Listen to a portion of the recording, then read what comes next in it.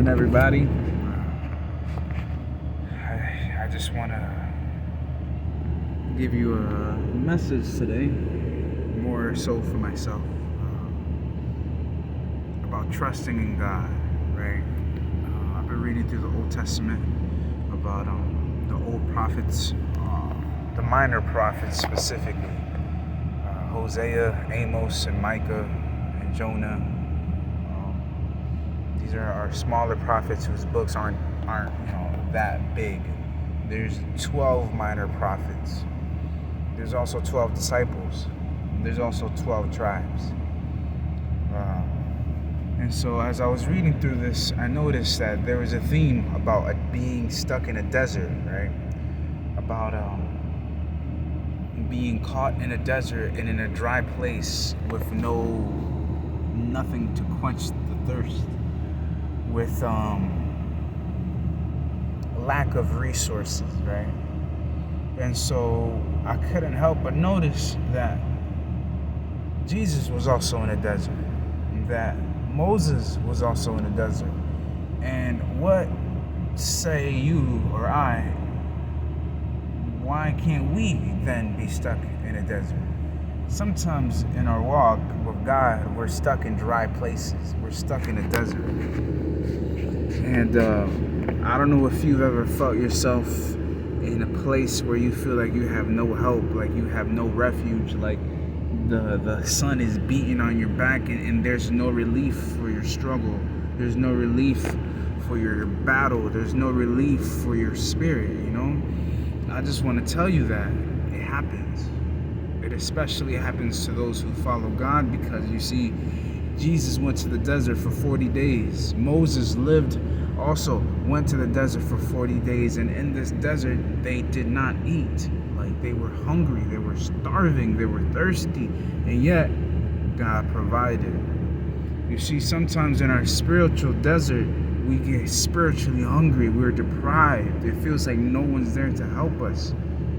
But yet, God can be there for us. God can be there for you. God can be there for me. And so today, I just want to encourage you, and if you are one of those who are in a desert like myself, I find myself in a desert right now. And when I read these things, and when I noticed that God uses this moment of being stuck in the wilderness, He uses this moment to come close to His children, I was like, man, I can't keep this to myself. I have to share it, because if I'm in my desert and if I feel like no one's there for me, then I'm sure there's other people who feel like they're in a spiritually dry place and that they're all alone. And if there's people who feel like they're all alone, then I need to tell them that this is when God is closest to people. It is when we find ourselves desolate, alone in the valley, in the wilderness, when we think that there's nothing there that could feed our spirit, or when we think that there's nothing there that can nourish us. That is when God is the closest. Some of us might be tempted to want to give up. Some of us might be tempted to struggle with the thought of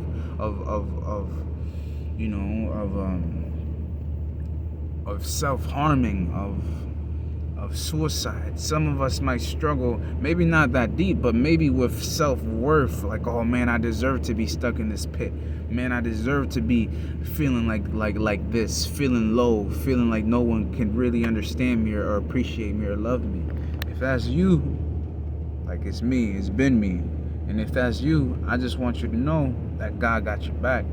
I just want you to know that in the time of weariness, in the time of struggle, in the time of pain, that's when God is the closest.